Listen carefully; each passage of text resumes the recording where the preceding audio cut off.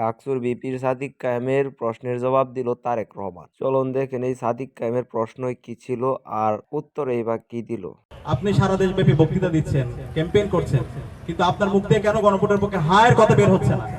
এই হা মানে বাংলাদেশ, হা মানে ইনসাফ, হা মানে নতুন রাজনৈতিক সংস্কৃতি বিনির্মাণ করা, হা মানে আর কখনো যেন বাংলাদেশ ফেসিবাদ ফিরে না আসে, তার জন্য সুন্দর একটি রাজনৈতিক সংস্কৃতি বিনির্মাণ করা।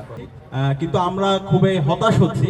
ইতিমধ্যে আমরা দেখতে পেয়েছি বাংলাদেশ জামাত ইসলামী, এনসিপি সহ 11 দলীয় জোট তাদের অবস্থান পরিষ্কার করেছে। তারা তাদের নির্বাচনী ক্যাম্পেইন যেখানেই করছে সেখানে তারা গণভোটে হায়ের পক্ষে ক্যাম্পেইন করছে। কিন্তু আমরা খুবই হতাশ হচ্ছি। বাংলাদেশের একটি রাজনৈতিক দল, তারা নিজেদেরকে বড় দল দাবি করে, কিন্তু আমরা দেখতে পাচ্ছি তাদের এই ভুল পলিসির কারণে তারা ধীরে ধীরে ছোট দল হয়ে যাচ্ছে। তো এই ভুল পলিসি থেকে আপনারা বেরিয়ে আসেন। আপনি সারা দেশব্যাপী বক্তৃতা দিচ্ছেন, ক্যাম্পেইন করছেন, কিন্তু আপনার মুখ দিয়ে কেন গণভোটের পক্ষে হায়ের কথা বের হচ্ছে না? এটার মাধ্যমে আপনাদের যে অবস্থান সেটা দিনে দিনে দুর্বল হচ্ছে।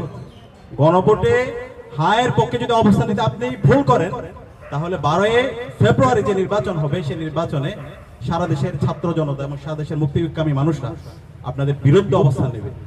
এখনই আপনাদের সময় আছে। আমরা যেই গণজমায়েত করছি হায়ের পক্ষে, আমরা বিএনপি কে দাওয়াত দিয়েছি, বাংলাদেশ জামাত ইসলামীকে দাওয়াত দিয়েছি, এনসিপি কে দাওয়াত দিয়েছি, সবাইকে দাওয়াত দিচ্ছি এবং সকল রাজনৈতিক দলগুলোকে দাওয়াত দিচ্ছি। আমরা আশা করবো তারা আসবে এবং এই গণজমায়েতগুলিতে তাদের অবস্থান পরিষ্কার করবে।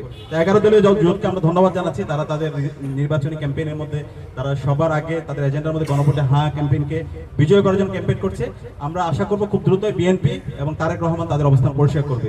যে ধানের শীষে যেমন সিলটা দিবেন 12 তারিখে, একই সাথে আপনাকে যে দ্বিতীয় ব্যালট পেপারটি দিবে হ্যাঁ এবং না, সেখানে হায়ের পক্ষে দয়া করে আপনারা রায় দিবেন। মানুষের ভোটের অধিকার, কথা বলার অধিকার, অর্থনৈতিক অধিকার প্রতিষ্ঠার মাধ্যমে যেমন তাদের এই জীবন উৎসর্গকে আমরা মূল্যায়ন করতে পারবো, একইভাবে তাদের জীবন উৎসর্গকে মূল্যায়ন করতে হলে আমরা যে জুলাই সনদে স্বাক্ষর করেছি সেই জুলাই সনদকেও আমাদের সম্মান করতে হবে। এবং সেজন্যই আপনাদের সকলকে অনুরোধ করব যে ধানের শীষে যেমন সিলটা দিবেন 12 তারিখে, একই সাথে আপনাকে যে দ্বিতীয় ব্যালট পেপারটি দিবে হ্যাঁ এবং না, সেখানে হায়ের পক্ষে দয়া করে আপনারা রায় দিবেন। কি বুঝলেন? ঠেলার নাম বাবাজি তারেক রহমানও এটা বুঝে গেছে। কারণ এটা সাদিক কায়েমের একার কথা না, এটা ঢাকা বিশ্ববিদ্যালয়ের 30,000 শিক্ষার্থীর ম্যান্ডেটের কথা। এটা সারা বাংলাদেশের মুক্তিকামী জনতার কথা। সকলকে অনুরোধ রইল গণভোটে অবশ্যই নির্বাচনের সময় হ্যাঁ ভোটে ভোট দিবেন।